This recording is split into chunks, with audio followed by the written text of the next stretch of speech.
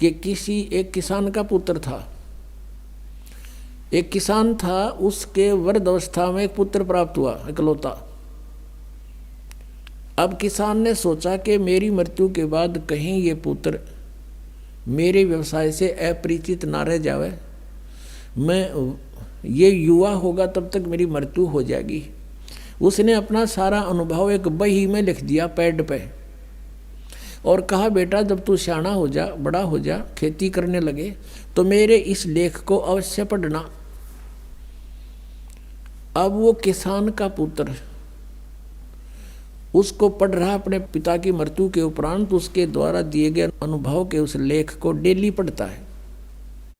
तो उसको डेली पढ़ने का क्या उद्देश्य है उसका? परमात्मा कहते हैं उसका उद्देश्य यही होगा ना कि उस जैसे पिताजी ने कहा वैसे बीज बोए, वही कणक बीजे, उसका उसी तरह उसी सीजन में उसकी बिजाई करे और उसी तरह समय समय पर उसमें सिंचाई करे। कहा जी हाँ बिल्कुल ऐसा ही है। और उसका फायदा क्या लिखने का? और वो गेहूं के स्थान पर तो भांग बोए, गेहूं के बीज के स्थान पर भांग बो रहा हो तो कैसा है वो किसान? अगो तो मूर्ख है, मूर्ख है तो वही बोनी तो लिख रखा है, लिखा हुआ उसमें। तो भगत जी जो आपकी गीता जी में लिखा है, आप वही बीज बोगे, वही शास्त्र अनुकूल साधना करोगे, वही नाम जाप करोगे तो लाभ होगा।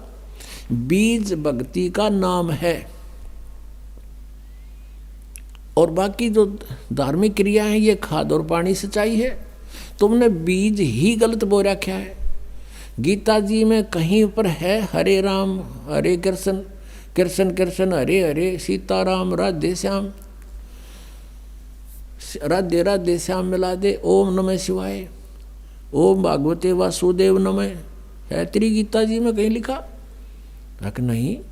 फिर तू इन रट्टा लाने लग गया तो उस किसान के मूर्ख पुत्र से कम है? अरे जो गीता में लिखा वैसे ही करोगे तो लाभ होगा। इसमें एकादशी का व्रत लिखा कहीं?